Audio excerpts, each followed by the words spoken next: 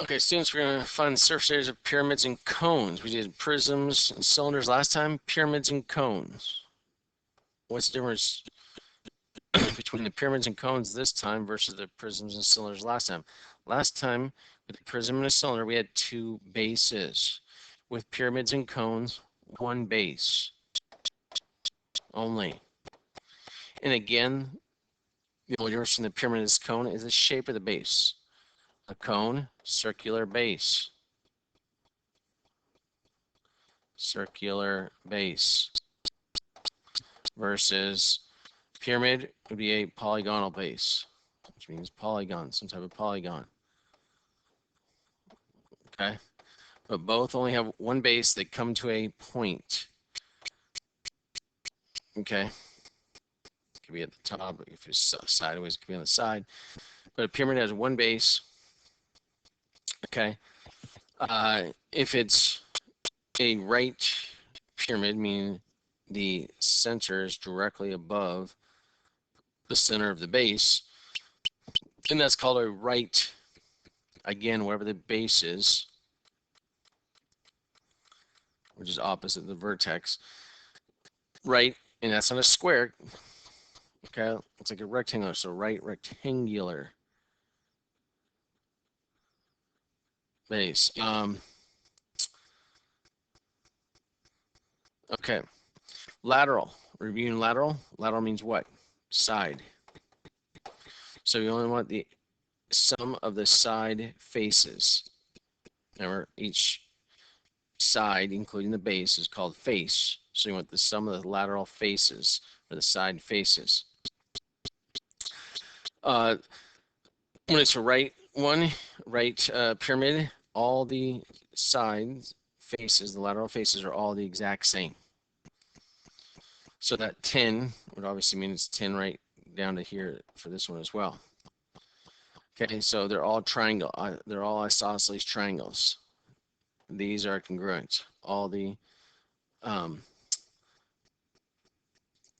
edges there that go from the vertex to one of the vertices on the base. Every segment, just more vocab. Every segment within a pyramid or prism is called an edge. Okay, and an edge is one that connects vertices together. Any one that connects vertices together. So that connects a vertice, that connects vertice, vertice, vertice, vertice, vertice, vertice, vertice, vertice, vertice, and vertice. So this 6.9 right there is not an edge because it doesn't connect two vertices together. It connects the vertex to the midpoint of one of the bases, one of the base sides there. Okay, so that's not an edge. Okay, so we didn't do lesson one. We're talking about name how many edges there are, faces there are, etc. Okay, so I'm just throwing that vocab in right now. Okay. All right. So find the lateral area.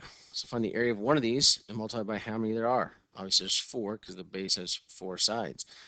So area of a triangle. What's the area of a triangle formula? 1/2 base times the height.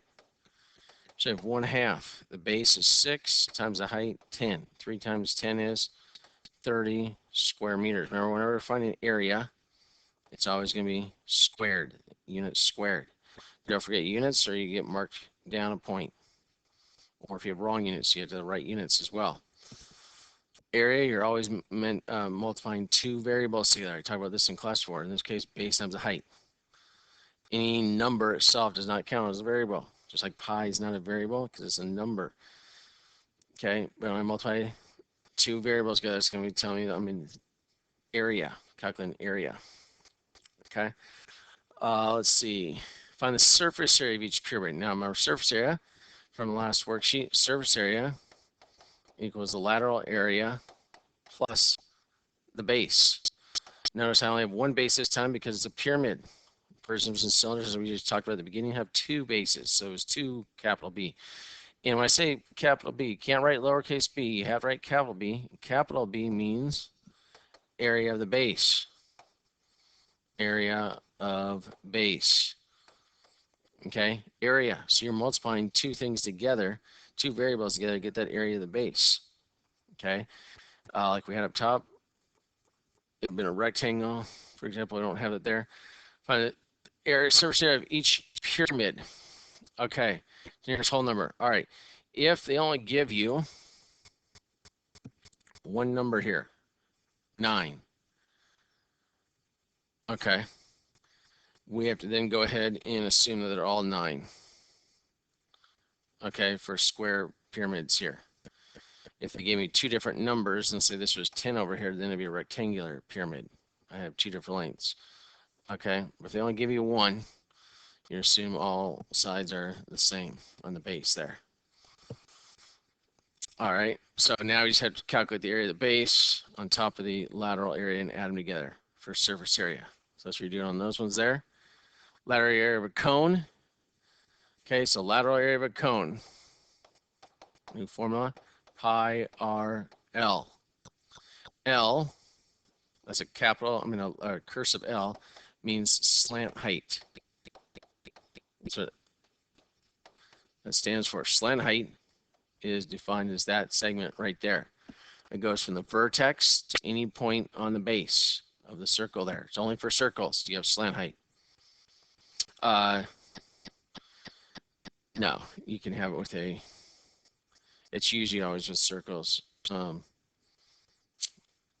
That you're using this formula. Okay. So 6 is my slant height. That is different from the actual height. The actual height, just so you know, of the triangle goes from the vertex to the base, and it's at a 90-degree angle. That would be the H, the height of it. So slant height is different than height. You need to know that. Okay. Height is always going to be vertical, from the vertex vertically down to the base. Slant height will always be at a slant, and obviously we've used another word for slant before. We used oblique. Okay, they happen to call it slant height with the circles here. So pi r. Now remember, when I have a number in the middle, that represents the diameter. So 4 centimeters is the diameter. So what is the radius then for this one? 2 centimeters. Okay, you gotta be smart. Notice again, they put that 13, they point it right to the center there. That means 13 is the diameter. If they wanted 13 to be the radius, they would have pointed it to right there or to right there. Then that would have been a radius. When they point it to the middle, that means they're referring to the whole length across. I just know that. So here's a radius. See, it's pointed right there. This is a radius. It's pointed right into the middle of that side. This is a radius. It's pointed right there. Okay, very easy to tell. If it points right to the middle, that's the entire length of the segment. In this case, the diameter for a circle. If it's pointed to one side or the other, then it's a radius for the circle. Okay. The surface area of a cone is 16.8 pi square inches. Notice that they left the answer in terms of pi. Remember we talked about that in the last section. The radius is 3. What is the slant height? Well, so when I do this, I can write down the formula first. Pi RL equals 16.8 pi. Okay, well, the pi's will cancel out right away.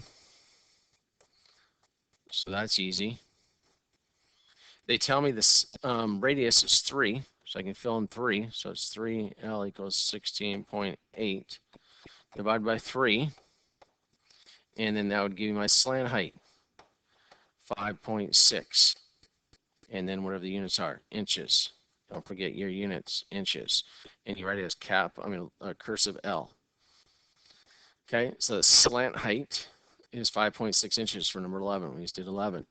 You always write down the formula first, write down what it equals, and then solve. Plug in what you know, what they give you, and solve for the variable. Okay, so that's what you're doing 12, 13, 14. Writing down the formula first, set equal to whatever it equals, and then solve for the missing piece. All right, other side, surface areas of pyramids and cones. Okay, it's the nearest whole number again. All right, now in here, notice we have a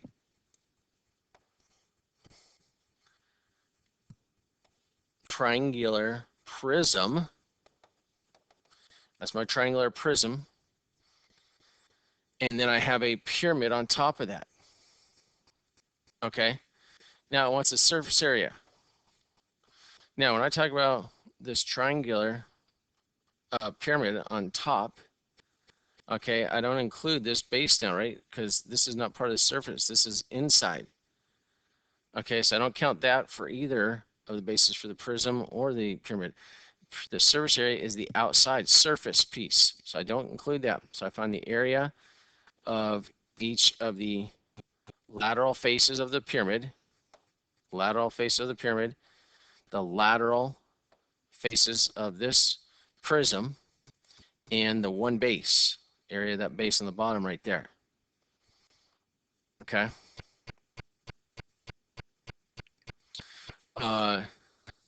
And I add those up. So I just gave you an idea of what you do on this one. Notice each of these is 10, so that's an equilateral triangle right there. Okay. So we have an equilateral triangle. It's not a right angle. Okay. Why do you know it's not a right angle? For sure right there. Because if these are 10 and this is 10, then we know the hypotenuse should have to be 10 root 2 in a 45, 45, 90 special right triangle. That would have to be 10 root 2 right there. So don't get tricked by this. Okay. If I have an equilateral triangle, I know each 180 divided by 3 is 60. So that puts 30 there and 60 there. Okay. Obviously, I can know this is 5. Then this would be 5 root 3. 30, 60, 90. Okay. Can't see that 5 root 3 written well at all.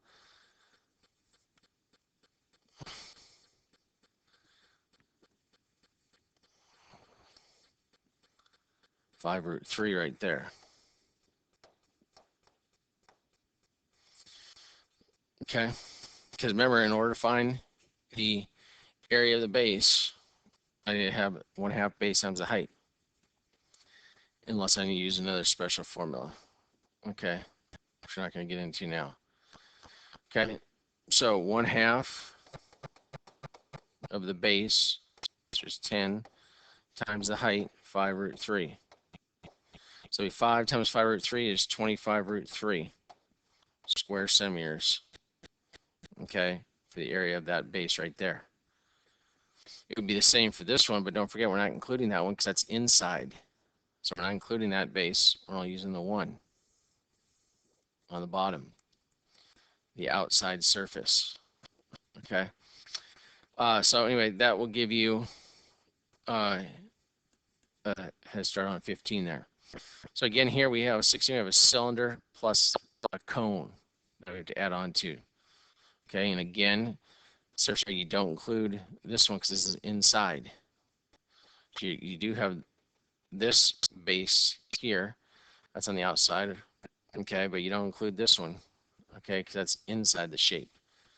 We're talking about the outside surface.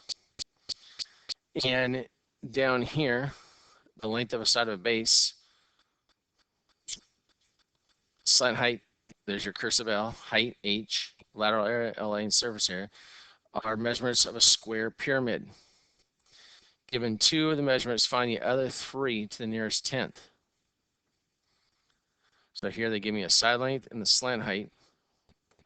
Okay, so they want me to find the height, the lateral area, and the surface area. Find the other 3 to the nearest tenth. Make sure you round to the nearest tenth. So again, I write down formulas.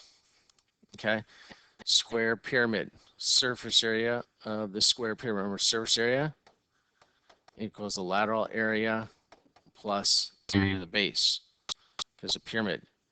So one of the things you're finding is the lateral area. So you find the lateral area first. Remember, for a cone, okay, if it was a cone, it'd be pi r L, but here it's a square pyramid. Okay, so if you want, draw yourself a square pyramid. Okay, and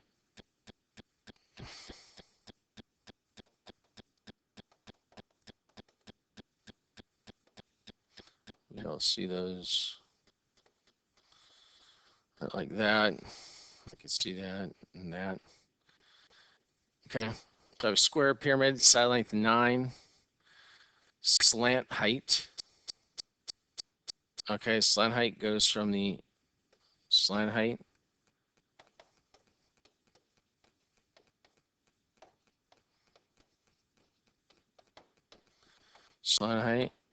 goes from vertex, which is the top of the pyramid, to the midpoint of one of the bases.